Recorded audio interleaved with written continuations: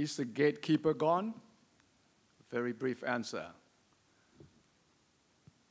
Not really, but he is standing there quite lonely. Someone has taken the key away from the gate, and he doesn't know what to do. Because since everyone can be a reporter, everyone claims to be a gatekeeper. It is therefore a very significant challenge for traditional journalists to claim to still keep that role of a gatekeeper. Because in a way, the floodgates have been thrown open. Gates are more or less gone, in fact replaced by millions of unmarked doors, of confusing colors and signs. And if you think that media people call themselves watchdogs, the watchdogs also have disappeared. Some of them shot dead, others put into cages severely weakened by the lack of food, declining revenue. Besides, mass media have become fragmented. There is no such thing as mass media anymore in my mind. Media who can survive will have to cater to segments, and you have to be really good at what you report to draw enough audience, a size of audience that could sustain you. The challenge, therefore, is that media people will have to realize that they have become digital media practitioners. I do not draw a line between traditional media and social media. In fact, anyone or any news organization that still has a separate department of social media and traditional media are bound to fail, or in fact have already failed. But I don't think we can afford to despair. I think society still expects the professional media people to play a very important role, especially in the wake of the spread of disinformation, fake news, false news. There is even more need for professional reporters to separate facts from rumors, from fake news. But if you really look back, fake news is nothing really new. We give too much credit to Donald Trump by using that word and spreading it all over, making it a worldwide disease. But fake news, in fact, has always been with us. If you remember, some newspapers carry half a page every day, corrections, meaning that they made mistakes the day before, and the newspaper's editors said, sorry, yesterday we misreported the story, we spelled the name of certain person wrong, some facts were wrong, and they made corrections. So there were, fake news has, I think, two categories. One is deliberate, manufactured news, and the other is misreporting, facts misinterpreted, and it has always been with us, at least the second category. But manufactured news, political parties have always manufactured their own news to please their own constituents. But because of the emergence of the changing politics in America, the word fake news was popularized by Trump when he actually said New York Times, CNN are fake news. In his definition, fake news is nothing more than news organization that reports things that he doesn't agree with, or that checks on what he said and try to find what's wrong with what he has said. But of course, with the rising populism around the world, we have seen this deliberate manufactured news that is biased or that has certain agenda is on the rise at a very scary level. What do people in traditional media like us do? I agree with what Ravi just said. In fact, I think that is the only solution, and that is we go back to the basics. We have to become the sources to go to when people are not sure about what they read in the social media. When they have questions about whether that is true or not, or whether that reflects what is happening, they will go to traditional media with credible brands. Branding, I think, is still the most important thing for traditional media. And branding must go along with credibility, adaptability, and the willingness to embrace social media. So we should stop calling professional media traditional media. Any traditional media that still call themselves traditional media will lose that touch of credibility sooner or later, because they must be part of the emerging social media scene. And no doubt, things are still uncertain. There's still a lot of discussions of how the next phase of media transformation will be like. As we discuss the impact of social media now, people are talking about machine learning. People are talking about artificial intelligence in the media operations. In fact, I'm sure some of you already know that artificial intelligence is being used to write stories for media now. Some sports stories are not written by human beings. They are written by a programmed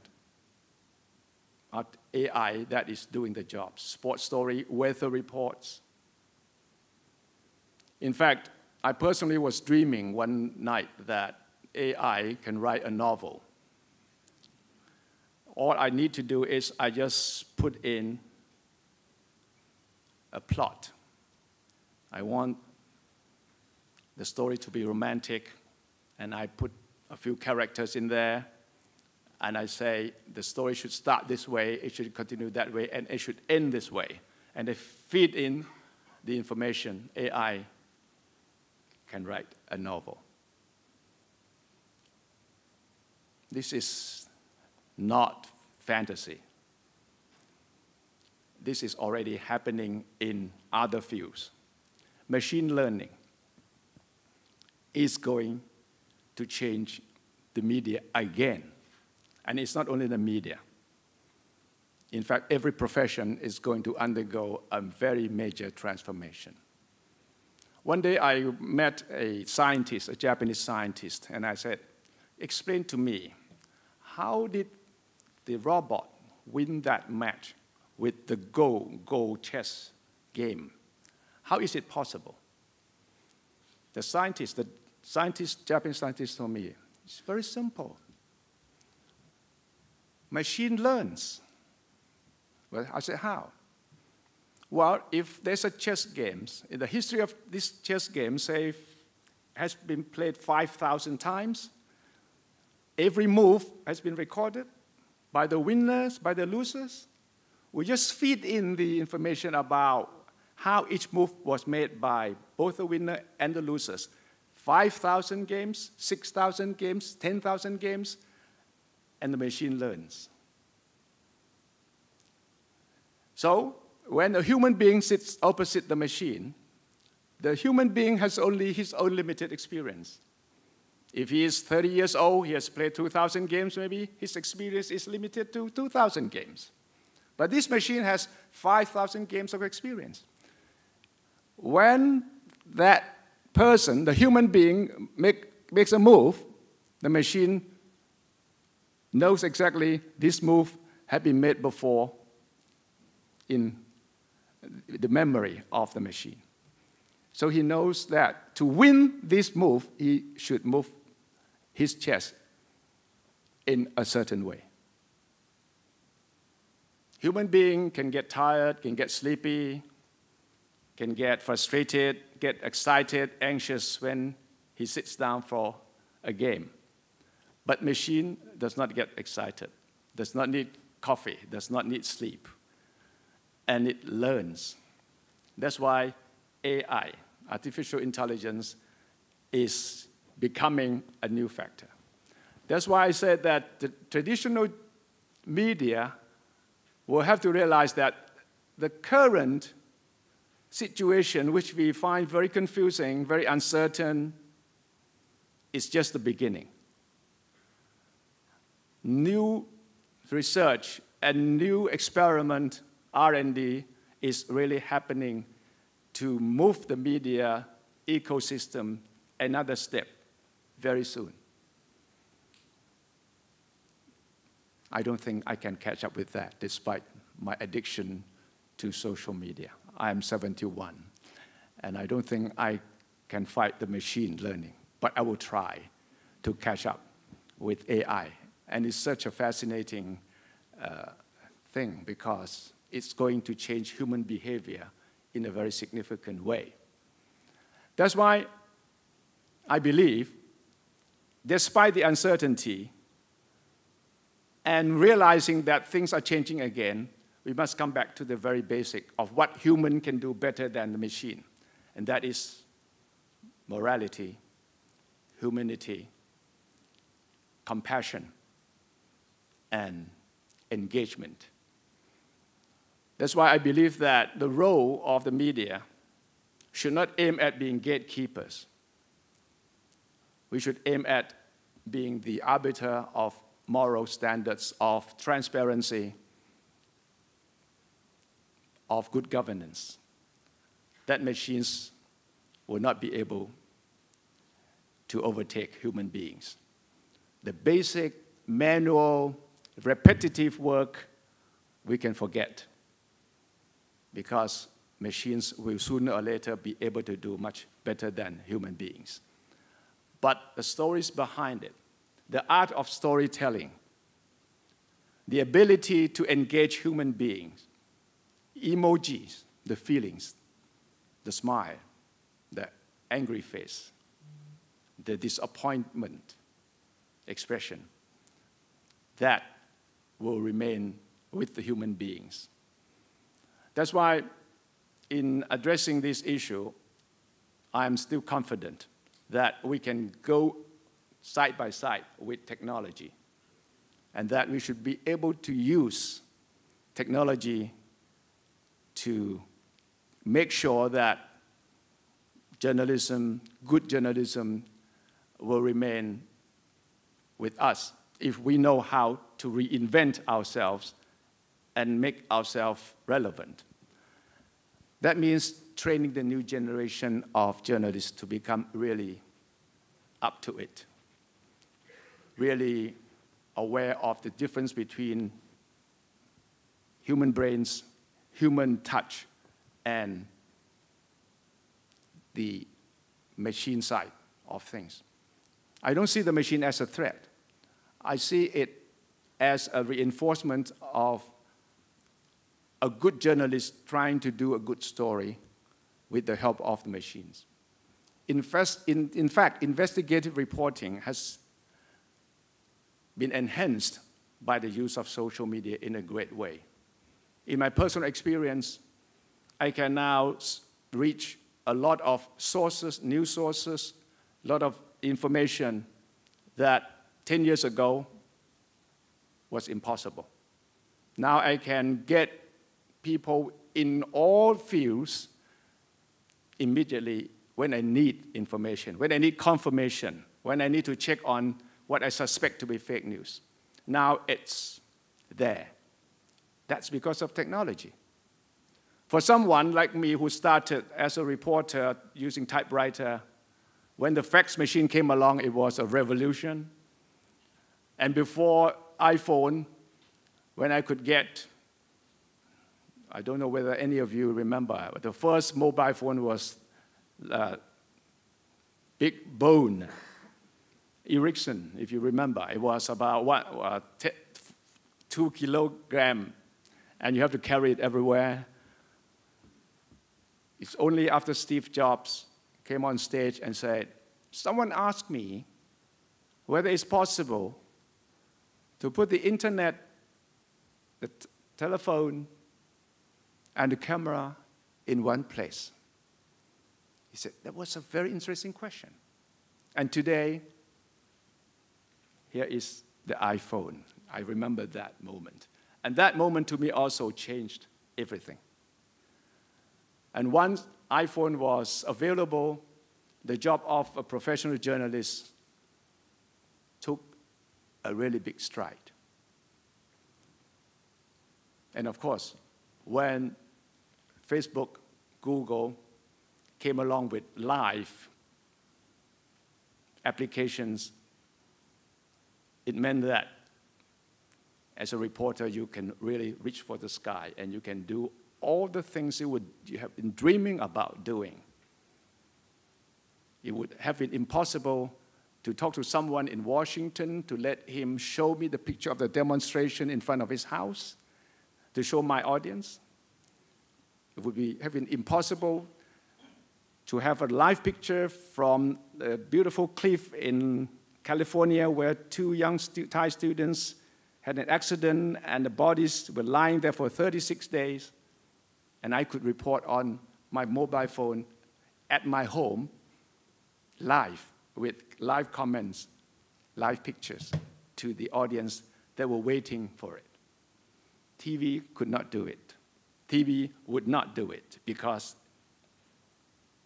it's not the format that TV does. Normally, TV, you have to have what they call OB, outdoor broadcasting.